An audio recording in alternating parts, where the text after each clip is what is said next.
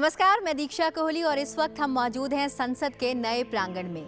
इस एरिया को courtyard area कहते हैं। दरअसल जब हम किसी भी भवन का निर्माण करते हैं, उस सपने को देखते हैं, तो उसे मूर्त रूप देने से पहले उसकी एक परिकल्पना को तैयार किया जाता है। जो उस परिकल्पना को तैयार करता है, ये समझ लीजिए जब वो कलम उठाता है, ये ज़रूर बता देता है कि हाँ, ये हूबहू ऐसे ही दिखने वाली है।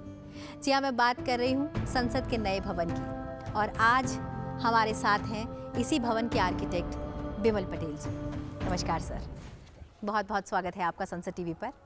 थैंक यू सर, शुरुआत से बात करते हैं। दिल्ली की ही बात करती हूँ क्योंकि इस वक्त हम दिल्ली में ही हैं। कहते हैं दिल्ली हिंदुस्तान का दिल है। 1931 की दिल्ली को अगर देखा जाए, जो बिल्कुल इम्पीरियल स्टाइल में बनी थी, उस दिल्ली में रिवैम्प करना एक बड़ी चुनौती। लेकिन आपने, अगर मैं कहूँ कि स्पेक्टेकुलर हेरिटेज स्पेस के बीच में आपने एक डायमंड तैयार किया है, तो ये गलत नहीं होगा। Thank you. पर ये कितना बड़ा चैलेंज था इसे तैयार करना, इसे बनाना, और वो भी ऐसे कि जो ऑलरेडी एग्जिस्टिंग है उसे कोई फ़र्क ना पड़े। इसके बारे में सोचना चालू किया तो ये तो ख्याल था ही कि एक बहुत इम्पोर्टेंट हेरिटेज सेटिंग में हम नई पार्लियामेंट बनाने जा रहे हैं। ये हेरिटेज सेटिंग है जो पूरे हिंदुस्तान के दिल में बसी हुई हेरिटेज सेटिंग है। बनाई थी ब्रिटिश लोगों ने, पर हिंदुस्तान के लोगों के दिल में भी है। तो यहाँ पे जब भी नई पार्लियामेंट बनानी थी तो ऐसे बनाना था कि हेरिटेज डिस्टर्ब ना हो और साथ साथ में एक अपना सा बिल्डिंग भी एक बने जो हिंदुस्तान के हेरिटेज को रिफ्लेक्ट करे, अपने नेशन को रिफ्लेक्ट करे और इस स्टोरी में एक स्टोरी, हिंदुस्तान की स्टोरी को आगे बढ़ाए। तो यही तो एक चैलेंज थी। और जब भी हमें बताया गया कि हमें ये करना है तो ये बहुत आनंद भी था और बहुत बड़ी रिस्पॉन्सिबिलिटी भी थी, क्योंकि ये बिल्डिंग अभी इसके साथ पूरे हिंदुस्तान के होप्स जुड़े हुए हैं। प्राइम मिनिस्टर का विजन जुड़ा हुआ है। तो it is a very challenging project. बिल्कुल। लकीली ऐसा था कि मेरे साथ मेरी टीम बहुत, there are lot of very very capable competent people working with me. मैं एक लीडरशिप देता हूँ ये टीम को, पर ये ऐसी चीज़ हो नहीं सकती है if this is not a team work.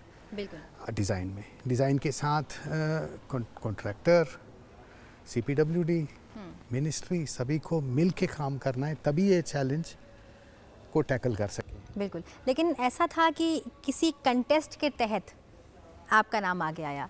इसके लिए एक डिज़ाइनिंग कंटेस्ट किया गया जिसमें आपने भी पार्टिसिपेट किया था। क्या ऐसा कुछ हुआ था?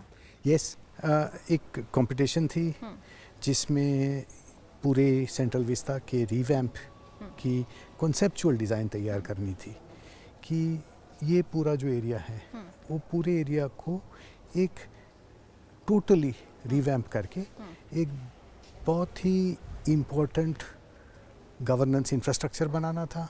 यानी लेजिस्लेटिव कॉम्प्लेक्स, एग्जीक्यूटिव कॉम्प्लेक्स, पुरानी जो ऑफिसेज है उसकी जगह काफ़ी सारे central government employees are working.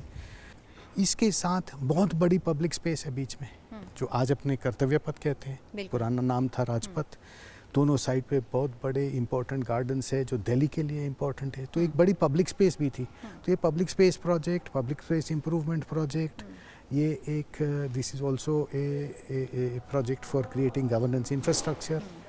और इसके साथ हमने जब ये सोचा तो ये भी सोचा कि व्हेन ये जो आज के दिन सरकार की सीट है वो रायसीना हिल के ऊपर है, north block, south block, Rashtrapati Bhavan तो खैर first citizen of the country है, पर these government offices are on top of a hill, जैसे ब्रिटिश सरकार को करना था। तो ये प्राइम मिनिस्टर का विजन था कि इसको इन्वर्ट कर देना है, ऊपर लोग होने चाहिए, सरकार नीचे होनी चाहिए। तो हमने सोचा कि this it would be a good idea कि नॉर्थ ब्लॉक, साउथ ब्लॉक्स में म्यूजियम्स बने और पूरी सरकार उसके ऊपर ये पीपल्स प्लेस बने, नीचे पूरी सरकार की स्पेस बने। तो ये इन्वर्जन भी एक बहुत इम्पोर्टेंट पार्ट है ये प्रोजेक्ट का। तो उसके बाद उसका एक भाग है ये जो पार्लियामेंट का है। बिल्कुल, संसद का नया भवन। अब मैं संसद के नए भवन पे आती हूँ। जब इनिशियली आपने यहाँ पर आके रेकी की, आपको पता चला ये प्लॉट है जिस पर कंस्ट्रक्शन का काम होना है। ये बेसिकली ट्रायंगुलर शेप का था, और अगर हम संसद के नए भवन को देखें, जो अब नया भवन तैयार हुआ है वो त्रिभुजाकार है।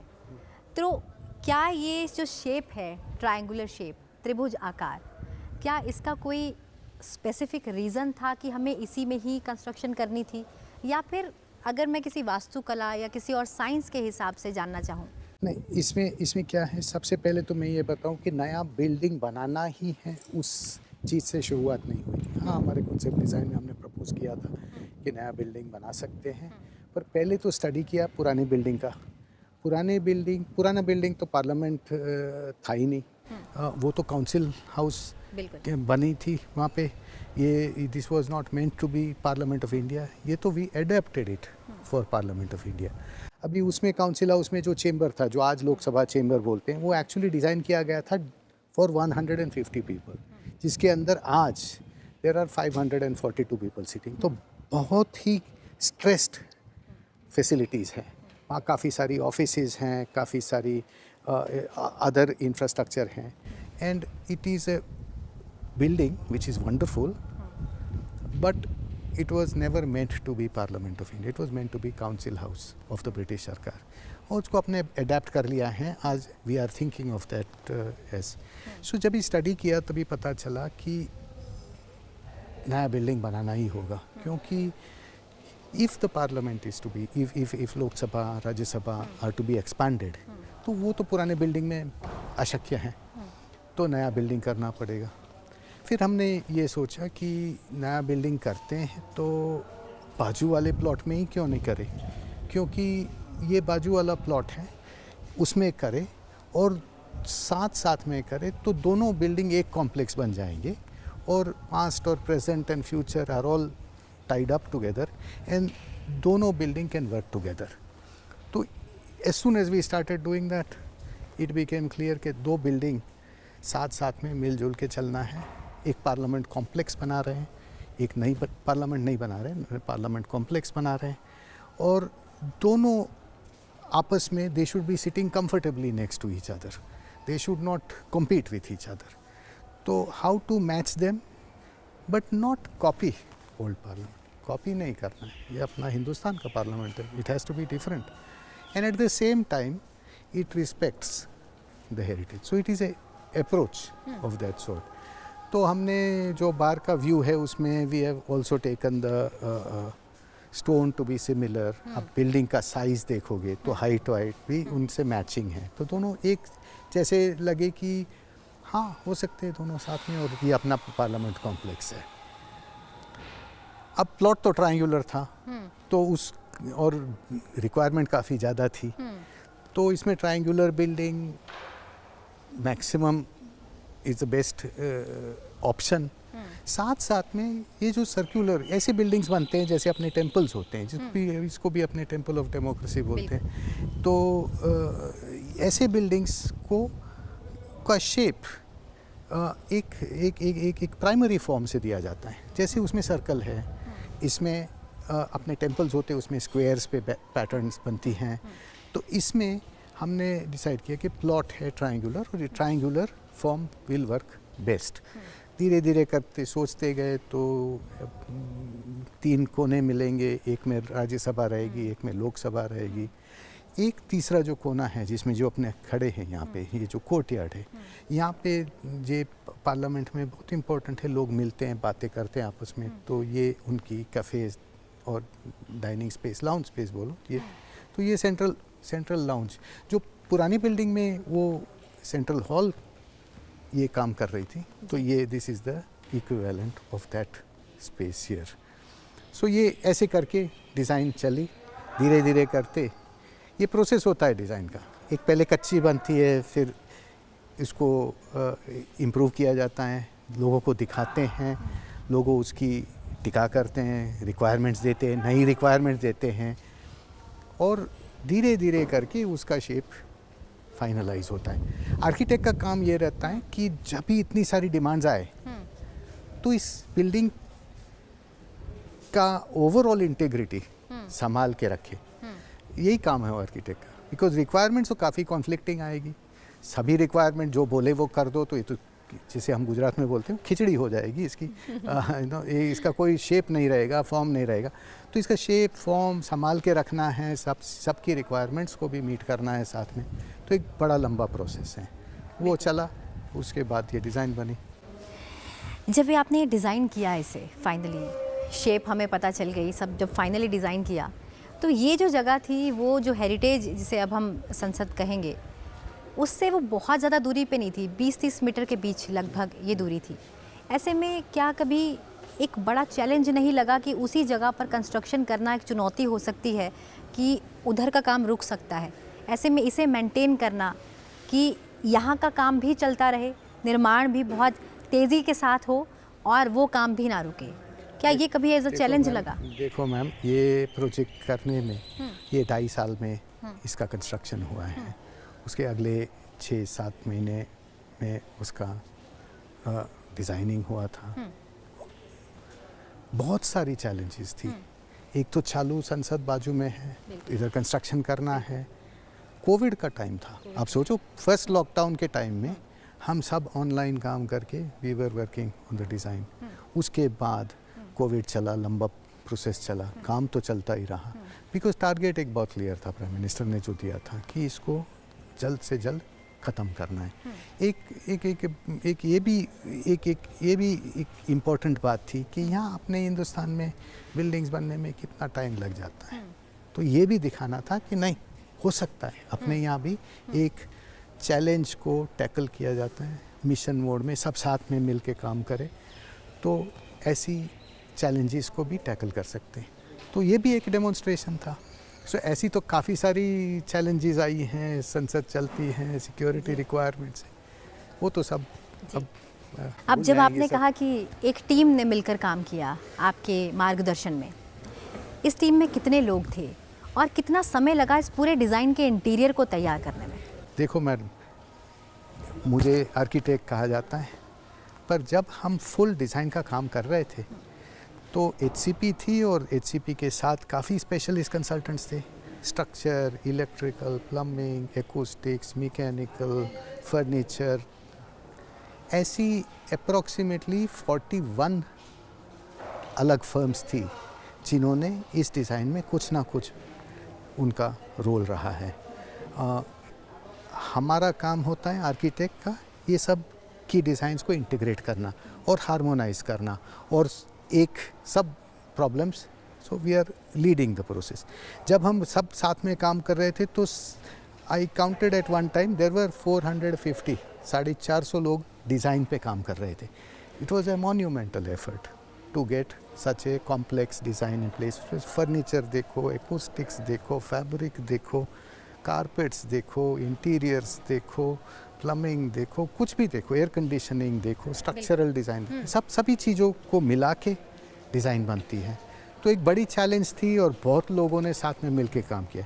इसके साथ हम जब काम कर रहे थे तो CPWD के इंजीनियर्स भी साथ में थे, क्योंकि finally they are the ones who are responsible for the building and they are the ones who commissioned us. So वो भी जुड़े हुए थे। वो 450 में आए नहीं, वो तो और लोग थे। उसके बाद आए कॉन्ट्रैक्टर्स, तभी तो आप स्टोरी जानते हो उसकी। बिल्कुल सर, क्योंकि आपने इसे डिज़ाइन किया है सारे को, आप इसके एक एक कोने से वाकिफ़ हैं। अगर मैं आपसे ये जानना चाहूँ कि इसकी ऐसी कौन सी जगह है जो पूरी दुनिया में कहीं नहीं है, या इस भवन में ऐसा क्या विशेष है जो किसी भी संसद में नहीं है, दुनिया के किसी भी कोने में नहीं पाया जाएगा और सिर्फ ये जो मेक इन इंडिया का प्रोजेक्ट है उसी में ही नज़र आएगा? देखो, वैसी तो कई सारी चीज़ें हैं। इतना बड़ा चेंबर, क्योंकि अपनी पार्लियामेंट बहुत बड़ी है, इतना बड़ा चेंबर आपको ज़्यादा संसदों में डेमोक्रेटिक फंक्शनिंग वाले चेंबर में तो नहीं मिलेगा। कई बार होता है कि बहुत बड़े चेंबर होते हैं पर वो डेमोक्रेटिक फंक्शनिंग वाले नहीं होते हैं, तो चेंबर्स भी बहुत स्पेशल हैं। ये मैं कहूँगा कि इसका जो ये कोर्टयार्ड स्पेस है वो एक बहुत इम्पोर्टेंट जगह है, and that is also very special part of this. सबसे इम्पोर्टेंट बात यह है कि इसकी पूरी आर्किटेक्चर में और आर्किटेक्चरल डेकोरेशन में और उसके डेकोरेटिव एलिमेंट्स में अपने हिंदुस्तान के सब अपने इंडियन सिंबल्स को एकदम वीव इन किया है। जैसे आप इधर देखोगे कि ये जो कोर्टयार्ड है, ये कोर्टयार्ड का मेन थीम है नेशनल ट्री। तो यहाँ तो बैनियन ट्री तो है बीच में, जो we have brought and put some existing trees को भी हमने संभाल के रखा है, पर बीच में बैनियन ट्री है। और आप सब साइड में जाली देखोगे, उसमें हर एक जाली अलग है। वो जाली में एक हिंदुस्तान के डिफरेंट रीजन से पेड़ की मोटिव्स लेके हर एक जाली अलग से बनाई गई हैं। तो these are all different pattern. So one whether it is special in the world, it is special because it is ours, it is Indian and it is using all the symbols of India that you can find, national symbols and diverse symbols. बिल्कुल sir, एक बड़ा सवाल, क्योंकि अब हम courtyard में हैं और हम यहाँ पेड़ भी देख पा रहे हैं कि संरक्षित किए गए हैं। और ये भी ज़रूर मैं दर्शकों को बताना चाहूँगी कि जब इसका कंस्ट्रक्शन शुरू हुआ उससे पहले एक प्लानिंग टीम थी जिसने ये तय किया कि यहाँ पर मौजूद जितने वृक्ष हैं उन्हें रीलोकेट कैसे किया जाए। मतलब यहाँ पर वृक्षों को काटा नहीं गया, उन्हें रीलोकेट किया गया है।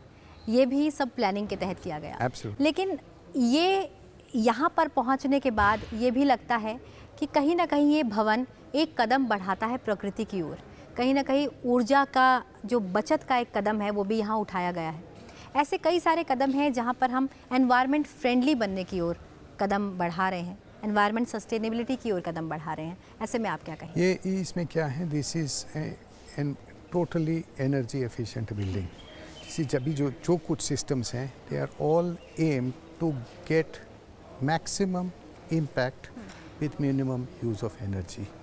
It's also a green rated building, so it is in that sense energy efficient. And जैसे आपने बताया ट्रीज़ के बारे में भी कि कोई ट्री को काटा नहीं गया, ट्रांसप्लांट किया गया है।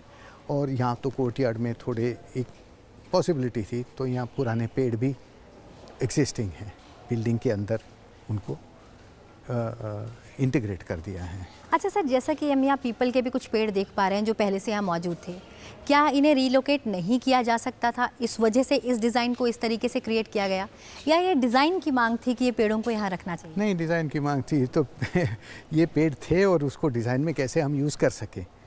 तो यहाँ पे कोर्टयार्ड बनाना था और कोर्टयार्ड में ट्रीज़ जो हैं उसको रख सकते हैं, तो वो कोर्टयार्ड को भी थोड़ा डिज़ाइन चेंज करके पेड़ को बचाए गए थे। बिल्कुल। अब मैं HCP कंपनी की बात करूंगी, उसके इतिहास से शुरू करते हैं। आपके पिता श्री हसमुख जी ने इसकी शुरुआत की 1964 के। अगर मैं प्रोजेक्ट की बात करूं, SBI का प्रोजेक्ट, वो अपने आप में एक ऐसा पहला प्रोजेक्ट था जिसे एक बड़े डिफरेंट तरीके से डिज़ाइन किया गया था, जिसमें ये माना जाता था कि जब तक बैंक के दरवाजे बंद नहीं होते तब तक सूरज की रोशनी वहाँ बरकरार रहती है। उसे इस तरीके से उसे डिज़ाइन किया गया था और सौर ऊर्जा का प्रयोग उसमें किया गया था। मतलब पहले ही प्रोजेक्ट से इनोवेशन शुरू हो गई। ईडन गार्डन्स, या फिर मैं अब के प्रोजेक्ट्स पे आऊँ, इसमें साबरमती रिवर फ्रंट है, एक और रिवर फ्रंट भी आपने तैयार किया है। काशी विश्वनाथ धाम का जो कॉरिडोर है वो तैयार किया गया है। गुजरात हाई कोर्ट तैयार किया गया है। हर डिज़ाइन अपने आप में अलग है। और सेंट्रल विस्टा प्रोजेक्ट, जिसमें आप जो हिंदुस्तान का दिल है उसको और खूबसूरत बनाने आए, तो कितना, मतलब अगर मैं इस पूरी जर्नी को देखती हूँ सर, तो ये पूरी जर्नी अपने आप में अलग है। इस जर्नी को आप कैसे डिफ़ाइन करते हैं? देखो, हमारी जो फर्म है वो तो now it is more than 60 years old. मेरे फादर ने स्टार्ट की थी, जैसे आप बता रही थी। आज तो हम काफ़ी, तब मैं जब भी ज्वाइन हुआ 1984 में सबसे पहले, और फिर 1990 से मैं फुल टाइम ज्वाइन हुआ, तब तो छोटी फर्म थी। हिंदुस्तान में भी वो टाइम बिल्डिंगें भी छोटी बनती थी और बहुत समय लगता था कोई भी एक बिल्डिंग बनाने में, तो वो स्लो पेस टाइम था। जैसे 1990 से it has been growing, the firm has been growing.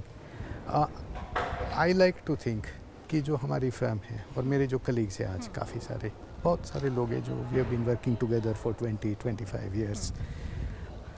हमें we do not like to do the same project twice. वो ना वही फार्मूला अप्लाई करके करना, this is not our job. We love taking on new challenges and very difficult challenges, working on projects that people believe is not possible to do. जैसे Sabarmati river front है, काशी हैं, people believe in कि this is impossible, how will you ever manage to do this, या तो उसके कोई president नहीं है, कोई ऐसा नहीं है कि इतनी सारी 5 स्टार होटलें बन गई हैं, अभी एक नई बनानी है तो उसमें थोड़ा चेंज करके आप पुरानी फार्मूला यूज़ कर रहे हो, ऐसी कुछ बात नहीं है। Every project is a very big challenge. तो ये जो फर्म है, we have tried to make it a firm where lot of innovation is possible. At the same time, there are a lot of people who are working on challenging. They work closely as a team. So that is the real speciality of this firm. So I'm if somebody asks me, what is your biggest blessing? My biggest blessing is the wonderful colleagues that I work with, because they are what make this possible. I am only some role in it. So that is really my most important aspect. We really appreciate that you believe in teamwork, and it's always said that nothing is possible without a team.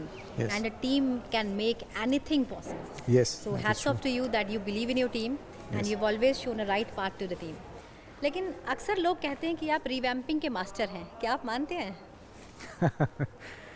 ऐसा है, actually Hindustan में some of the biggest challenges just now are revamping.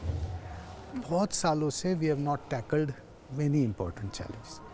अपने पुराने stations, पुरानी नदियाँ, सभी शहरों में देखो, सब all the rivers are in a mess, all our public spaces are in a mess, our gardens are in a mess. For a long period of time we have simply not tackled the complex challenges.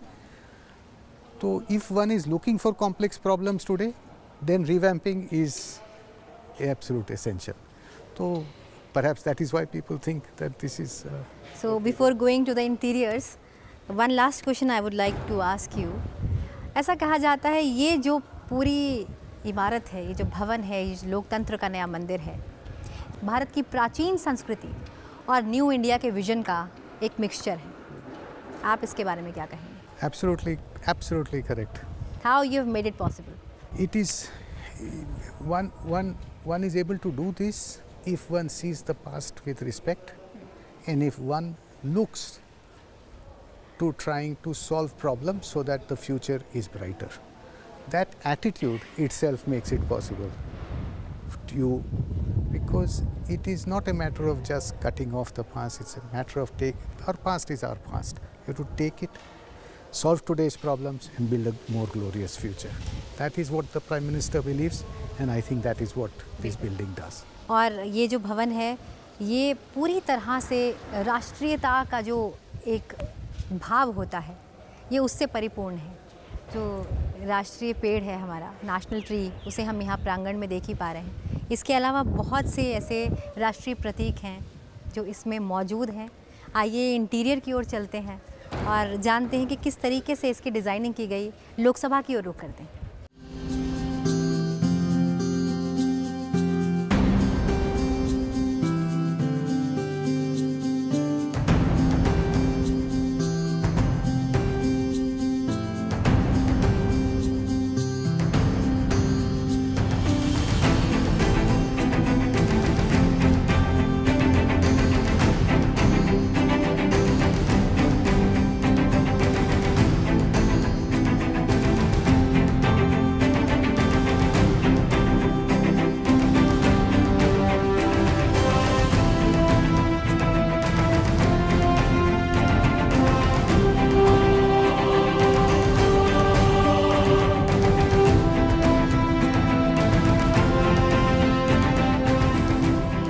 Vimal sir, इस वक्त हम लोकसभा में आ गए हैं, और अगर हम लोकसभा को अच्छे से देखते हैं तो बेसिकली एक प्रॉपर थीम के तहत इसे तैयार किया गया है। इसे पीकॉक थीम के तहत तैयार किया गया है। तो क्या था जहन में कि इसे आपने पीकॉक थीम के तहत तैयार किया?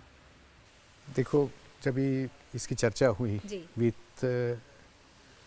विथ पार्लियामेंट एमपीज, जब ये डिज़ाइन चर्चा की, तो सभी का ये एक सेंटिमेंट था कि पुरानी पार्लियामेंट की डिज़ाइन से ये जुड़ी होनी चाहिए, कि it should be A continuity. तो पुरानी पार्लियामेंट में तो लोकसभा में ग्रीन कलर है और राज्यसभा में रेड कलर है, वो पुराना ट्रेडिशन एक आता रहा है। तो हमने सोचा ऐसा क्या थीम ले कि ग्रीन इसमें रहे और रेड राज्यसभा में रहे। अभी साथ साथ ये भी एक बात थी कि parliament is a institution which takes India की जो पूरी डाइवर्सिटी है उसको यूनिफाई करके एक नेशन बनाती है। That is the institution meant for that, कि पूरे हिंदुस्तान को यूनिफाई करके उसको एक नेशन बनाना है। तो हमें कई नेशनल सिंबल्स भी यूज़ करने हैं आर्किटेक्चरल डेकोरेशन में। तो जब भी इसकी फैब्रिक सिलेक्शन हो, कारपेट हो, कुछ भी चीज़ बनाए तो उसमें कुछ थीम क्या रहेगी सोचा, तो एक अपने आप निकल आई बात कि नेशनल बर्ड ले तो ग्रीन कलर भी है, वो नेशनल सिंबल भी है, तो पीकॉक की थीम ऑटोमेटिकली वो एक नेचुरल चीज़ इसके लिए रही। और राज्यसभा में जैसे देखो तो नेशनल फ्लावर ले ले तो लोटस हैं, उसका कलर भी मैच होता है रेड के साथ, तो सभी this is the right way to give it a theme. तो वही है। अभी इसके बाद जब भी जो कुछ भी चीज़ें करनी थी, जैसे फैब्रिक है, इसकी फैब्रिक है, इसकी कारपेट की डिज़ाइन है, इसमें फर्नीचर पे जो डेकोरेशंस हैं, या तो वुड पैनलिंग में जो कार्विंग्स करने हैं, सभी में जो सारे डिज़ाइनर्स काम कर रहे थे उनके लिए एक यूनिफाइंग थीम हो गई कि भाई पीकॉक के फेदर के हिसाब से और पीकॉक के फॉर्म से लेके आप कुछ एब्स्ट्रैक्ट करके कोई डिज़ाइन बनाओ। इसमें कई लोग जुड़े हुए हैं इस डिज़ाइन में। फर्नीचर डिज़ाइनर है, इसमें फैब्रिक डिज़ाइनर है, कारपेट डिज़ाइनर है, अलग अलग जगहों पे हो रही थी डिज़ाइन। तो सबके लिए एक यूनिफाइंग थीम हो गई। जाली जब भी बनानी थी, ये जो पूरे चेंबर में नेचुरल लाइट लाने, तो जाली के लिए क्या लोगे, वहाँ भी एक थीम पीकॉक की लेके हमने डिज़ाइन की। तो यही थीम है इसके अंदर। तीन चार चीज़ें मिल के आई, नेशनल सिंबल है, ग्रीन कलर है, and it lends itself to a good use in architectural decorations. That is what this is about. बिल्कुल सर, इस लोकसभा को अगर हम देखते हैं, इसके पीछे ग्रीन वॉल भी है। ग्रीन जैसा कि हमने कलर लोकसभा को, पुरानी जो वो है हमारी लोकसभा, उसके तहत अडेप्ट किया। आपने कहा कि पीकॉक हमने थीम लिया इसलिए ग्रीन कलर, लेकिन ये जो ग्रीन पत्थर पीछे लगाया गया और ये एक इनोवेटिव सा थॉट है, और अशोक चक्र, ये कैसे आता है? क्या ये हमने कहीं से अडेप्ट किया या ये डिज़ाइनर के जहन में क्रिएटिव थी? नहीं, ऐसा है कि जो जहाँ पे स्पीकर बैठने वाले, जहाँ पे सेरेमोनियल फंक्शंस होने वाले, बैक स्टेज पे एक बहुत इम्प्रेसिव रिच सरफेस होनी चाहिए। तो ग्रीन तो लेना था, तो एक ग्रीन अंबाजी मार्बल मिलता है, बहुत रिच उसकी वेन्स होती है, कलर बहुत रिच होता है। उसके ऊपर पैटर्न हमने ट्रेडिशनल इंडियन पैटर्न में से लेके ये करके ये पूरी वॉल बनाई। तो ये भी एक it is a part of the design. So it's a rich green stone and it gives a very nice background for the entire podium for the speaker. So that is what it is about. कुछ लोग कहते हैं कि यहाँ आने के बाद UN वाली फीलिंग आती है। क्या हमने कुछ यूएन के डिज़ाइन को इसमें अडेप्ट किया? नहीं, ऐसे तो क्या है कि नहीं, वो ऐसे सोच के यूएन की डिज़ाइन अडेप्ट नहीं की है इसमें, पर ये ग्रीन लेना था। यूएन में भी ग्रीन वॉल है, ग्रीन तो पार्लियामेंट में लेना था। सो एक कोइंसिडेंस है कि वो यूएन की वॉल के साथ मिला है। बट इसमें जो वॉल है वो यूएन वाली वॉल है, उसमें कोई डेकोरेटिव एलिमेंट्स नहीं है। हमने ट्रेडिशनल इंडियन पैटर्न्स में से डेकोरेशन करके पूरी वॉल को एक बहुत अलग सा बना दिया है compare to what it is like in UN. चलिए सर, ये तो हमने लोकसभा की बात की, लेकिन अब हम राज्यसभा की ओर रुख करते हैं और राज्यसभा के बारे में बात करते हैं, उस चैम्बर के विषय में जानते हैं। आइए।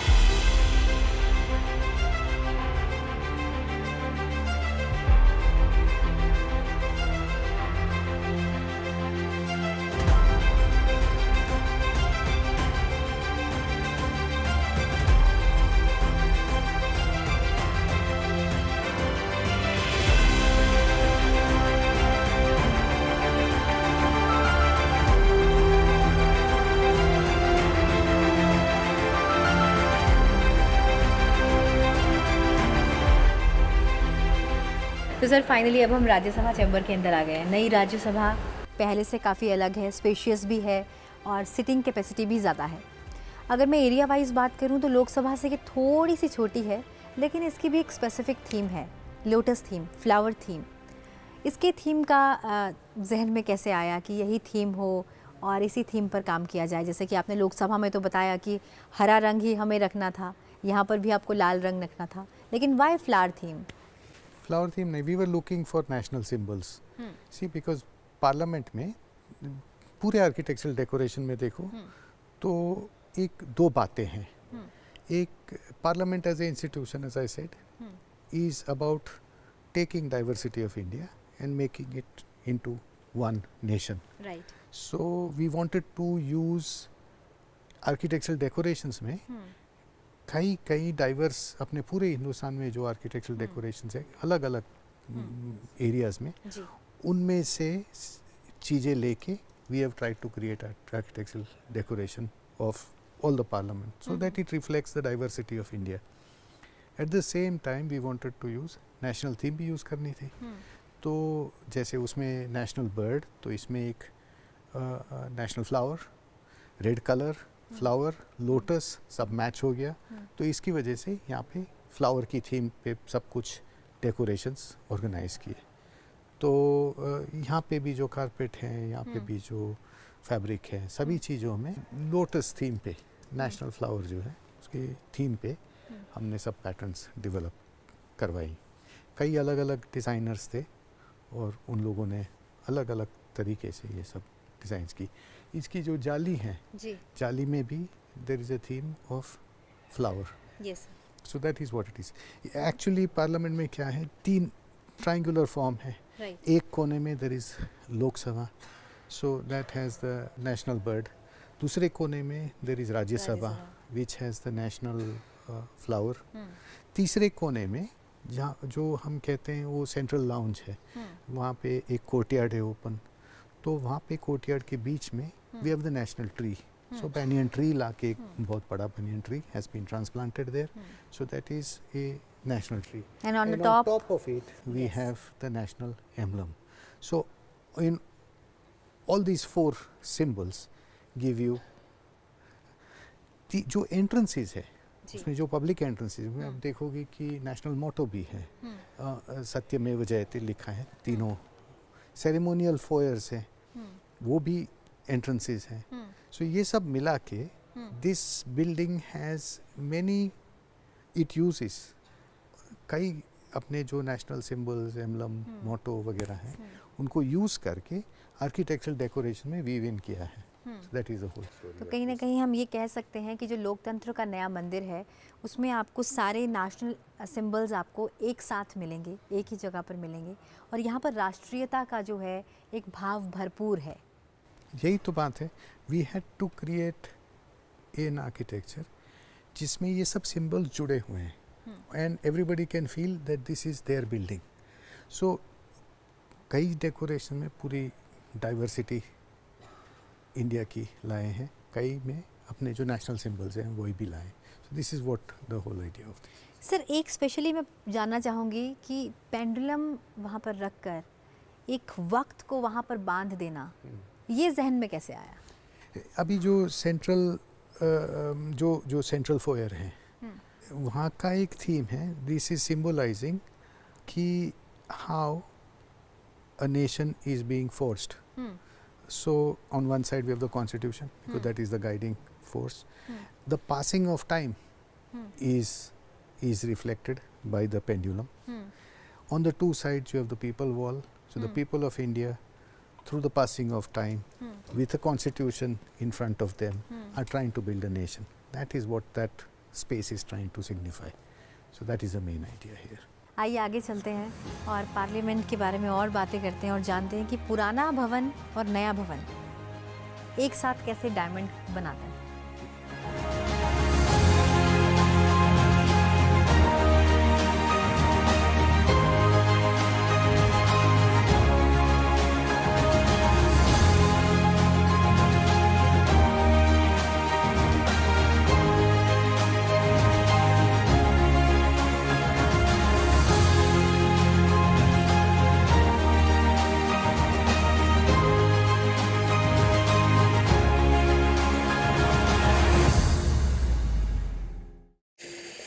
सर, तो फाइनली जो आपने सपना देखा था, जो आपने एक डिज़ाइन तैयार किया था, आज वो डिज़ाइन बिल्कुल तैयार है। और आज वो जनता को समर्पित किया जा चुका है।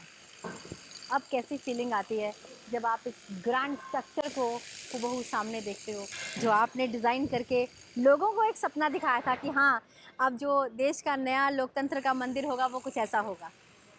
आनंद तो बहुत है, कठिनाई बहुत थी, so I am very thankful to everybody who worked together to make it. Lot of people played a very very important role, and so एक फीलिंग ऑफ थैंकफुलनेस है कि जो सोचा था, एक विजन था, टू रियलाइज इट हज़ारों लोगों को काम करना पड़ता है। So I am very happy about that. वैसे ये बहुत अच्छा हुआ कि आप आर्किटेक्ट ही बने, लेकिन आप बनना आर्किटेक्ट नहीं चाहते थे, आप वैज्ञानिक बनना चाहते थे। लेकिन फिर वैज्ञानिक से आर्किटेक्चर की ओर कैसे स्विच हुए, और आज क्या लगता है कि वो डिसीजन सही था? नहीं, कई बार ये जो आर्किटेक्ट का प्रोफेशन है, ये बहुत डिफ़िकल्ट प्रोफेशन है, because you have to work with lots of people. So always when lot of people come together, that something good is possible. So that has its own challenges.